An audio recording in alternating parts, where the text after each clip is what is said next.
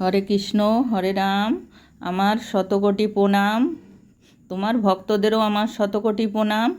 যে ভক্তরা ভালো তাদেরও আমার প্রণাম, যে খারাপ তাকেও আমার প্রণাম। কারণ খারাপ ভালো বিচার করার আমার তো হাত নেই, বা আমার সে অধিকারও নেই। কিন্তু তার ভিতরেও আমি সেটা বলছি আর কি, ভিডিওর ভিতরে আপনাদের বলবো কেন বলেছি। আমার খুব দুঃখ লেগেছে। আমি ভিডিও বানাই কারণ আমি পয়সার জন্যে না। আমি আগেও একটা ভিডিওতে বলেছি, পয়সার জন্যে না। কারণ আমি নিজেকে আমার নিজের চিন্তা ভাবনা ভুলে থাকার জন্যে আমি আমার গোপালকে নিয়ে থাকি। আমার গোপাল আছে, আমার গোপালকে নিয়েই করি, আর সেই জন্যে আমি এক ভিডিও বানাই। আমার ভিডিও বানানো বারণ, কারণ আমার ব্রেনের সমস্যা আছে। তবুও আমি বানাই, কারণ আমার ব্রেনের সমস্যা আছে। এই ব্রেনের সমস্যা আমি যদি ভিডিও না বানাই আরও বেশি বেড়ে যাবে। কারণ আমি গোপালকে নিয়ে থাকি, ভিডিও নিয়ে থাকি দেখেই আমি সব পৃথিবী ভুলে থাকি। তাই আমি সেই জন্যে আমি এই ভিডিও বানাই। তাই আমার ভিডিও দেখে আপনাদের ভালো লাগলে তাহলে লাইক, শেয়ার, সাবস্ক্রাইব করে দেবেন, আমার অনুরোধ রইল। আর আপনারা লাইক করেন না কেন জানি না, ভগবান জানে আর আপনারা জানেন। আমি জানি না, আমি অনেক আশা করে বানাই, কিন্তু আমি তো বললামই যে আমি পয়সার জন্যে না, আমি নিজেকে ভুলে থাকার জন্যে, আমার মাথার চিন্তা ভাবনা ভুলে থাকার জন্যে বানাই।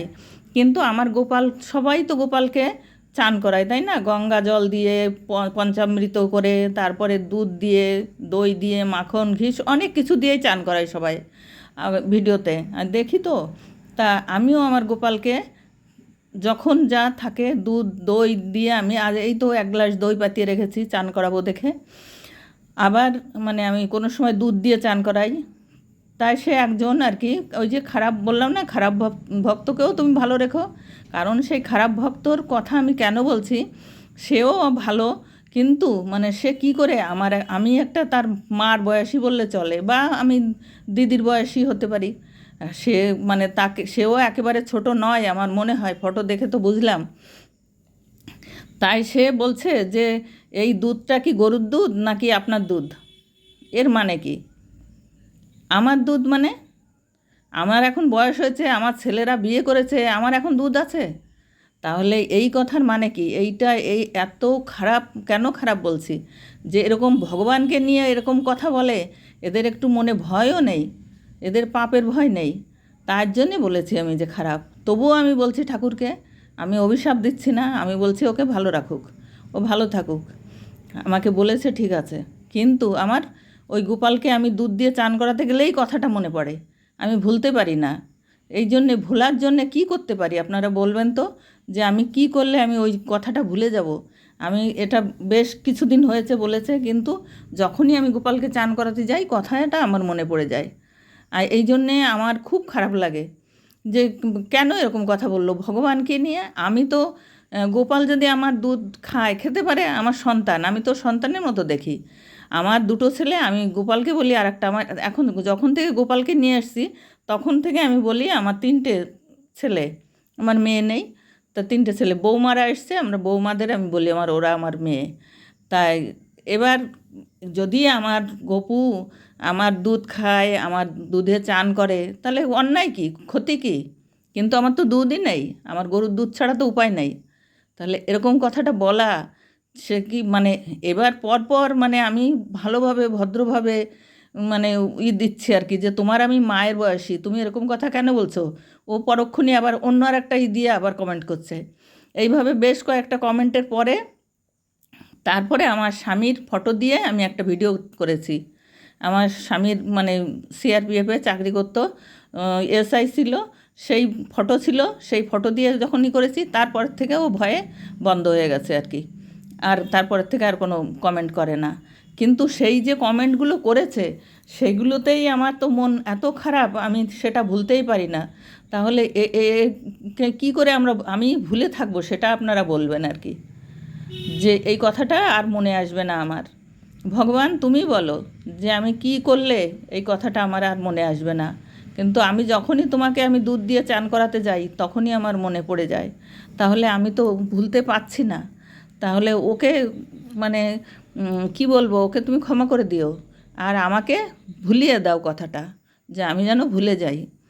তাই এই এই ধরনের লোক, এরা জানি না ঠাকুর সেবা করে কি না, আর এদের ঘরের মানে মা বোন এরাও কি পুজো আশ্রা করে কি না জানি না। পুজো আশ্রা যদি করতো তাহলে সে এই কথা বলতো না। নাকি মানে অন্য জাতি হবে হয়তো, এরা হয়তো মুসলমান হতে পারে, না হলে এরকম কথা তো বলবে না। আমাদের সনাতনীরা তো এরকম কথা বলবে না। তাদের মনে ভয় আছে যে ভগবান এটা মানে কাগজের ফটো না বা মাটির পুতুল না, ভগবান তো ভগবানই। তাকে আমরা ভগবান মনে করি, সন্তান মনে করি, বাবা মনে করি, সব কিছু মনে করতে পারি আমরা। তাই আমাদের গোপাল আমি তো সত্যি আমার সন্তানের মতোই দেখি। আমি মনে করি যে গোপাল আমার সন্তান। আমি মানে আমার ছোট সন্তান। আমি এমনভাবে কথা বলি আমার গপুর মানে আমার ছোট ছেলের একটা মেয়ে আছে, ছোটোই 5 বছরের। আমি বলি, দেখো তোমার পিপি এসছে, তোমার সঙ্গে কথা বলবে, তোমার দাদা ওইখানে গেছে, তুমি দাদাকে ভালো রেখো, বাবাকে ভালো রেখো, বাবা ডক্টর দেখিয়ে এসছে, আমি নিয়ে আসছি দেখা করাতে। আমি বলছি, দেখো বাবা এসছে বাড়িতে, এই যে দেখো তোমার বাবাকে, তোমার বাবা সুস্থ হয়ে বাড়িতে এসছে। আবার বড়দাদার কথা বলি, বড়দাদাকে ভালো রেখো, বৌদি, তারপরে তোমার ওখানেও একটা কাকাই আছে, তাকে ভালো রেখো। আমি এইভাবে গোপালের সঙ্গে আমি কথা বলি আরই করি। আমার বড় বৌমা বলে যে মা তুমি গোপালের সঙ্গে কথা বলো না, আমার খুব ভালো লাগে। তাই আমি পরের বার যখন গেছিলাম তখন আমি গোপালকে নিয়ে যাব না বলেছিলাম, যে বাড়ি থাকবে, বাড়ি ওরা পুজো টুজো দেবে। তা ওর বাবাও বলছে যে না না তুমি গোপালকে নিয়ে যাও সঙ্গে করে। আর আমার বৌমা শুনে বলছে, না মা তুমি গোপালকে নিয়ে আসবে, তুমি যে গোপালের সঙ্গে কথা বলো ওই করো, তাহলে ও একা একা থাকবে গোপাল, তখন মানে গোপালের খুব খারাপ লাগবে, তাই নিয়ে আসবা। কিন্তু নিয়ে গেছিলাম। হে ভগবান, আমি যে কি ভুল করেছিলাম। আমি গাড়িতে গোপালকে ছেড়ে আমি নেমে গেছি। কোথায়, আমি বৃন্দাবন যাচ্ছিলাম, সেটা বলতে ভুলে গেছি। বৃন্দাবন যাচ্ছিলাম আর কি। তা গোপালকে নিয়ে যাচ্ছিলাম, তখন আমি গাড়ির থেকে যখন নামি, আমি তো অসুস্থ আর ব্রেনেরই আছে। তা আমি মানে আমার বড় ছেলে আমাকে নামিয়ে দিয়েছে, বলছে যে মা তুমি নামো, হাত ধরিয়ে নামিয়েছে।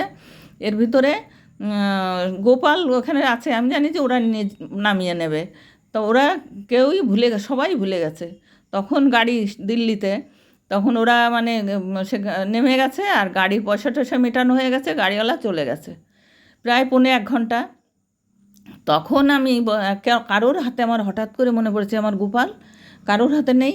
এবার গোপালকে আমার কাছে দেয় না ওরা, নেয় ও নেয়, এরকম করে করে সবার কাছে থাকে। সেই জন্যে আমার খেয়ালটা আরও মানে কমে গেছে। এবার সে কী হয়েছে, মানে গোপাল যখন মানে আমি ওই বাস্কেটটা দেখছি না গোপালের, তা আমি বলছি এই গোপালের বাস্কেট কই, গোপাল কই, আমার গোপাল সোনা কই। তখন আর কি সবাই বলছে তাই তো, তাহলে গাড়িতে রয়ে গেছে। তখন আমার বুকের ভিতরে মনে হয় এমনভাবে চমকে উঠলো যে আমি কি করব। তখন আমার তো মানে কান্না শুরু হয়ে গেছে। তখন আমার নাতি গেছে ওর বাবার কাছে, বলছে বাবা গাড়ির নাম্বার আছে, ফোন করো, মানে দিদির গোপাল রয়ে গেছে তো। তারপরে ফোন করলো, 1 ঘন্টার বেশি, 1.25 ঘন্টা পরে আমার গোপাল আবার আমার কাছে ফিরে এসছে। তাহলে গোপাল ভগবান না হলে আমি ফিরে পেতাম কি করে আমার গোপালকে। তাই সবাই ভালো থাকবেন, সবাইকে আমার মানে বলছি, গোপালকে সত্যিকারের ভগবান বলে মানবেন, সন্তান রূপে দেখবেন সবাই ভালো থাকবেন। আর সবাই মানে ভালো থাকুন, আমিও সেটা বলি। আর আমার জন্যও কামনা করবেন যে আমিও যেন ভালো থাকি, আমি আর কদিন যেন গোপাল সেবা করতে পারি, সেটাই আমি মানে কামনা করি আর আপনাদের কাছেও বলি। আবার কালকে আবার একটা ভিডিও বানাবো। নমস্কার, আপনাদের শতকোটি নমস্কার। আপনার ভালো থাকবেন, সুস্থ থাকবেন। আমি এই ভিডিওটায় আমি এটা করলাম আর কি বললাম, আপনারা বিবেচনা করে আমাকে একটু কমেন্ট করবেন আর আমার পুরো ভিডিওটা দেখবেন, তাহলে বুঝতে পারবেন। আর লাইক শেয়ার সাবস্ক্রাইব করে দেবেন, আমার অনুরোধ রইল। নমস্কার নমস্কার। হরে কৃষ্ণ কৃষ্ণ কৃষ্ণ হরে হরে, হরে কৃষ্ণ কৃষ্ণ কৃষ্ণ হরে হরে। রাধা রাধা, রাধারানী রাধারানী রাধারানী। নমস্কার তোমাদের।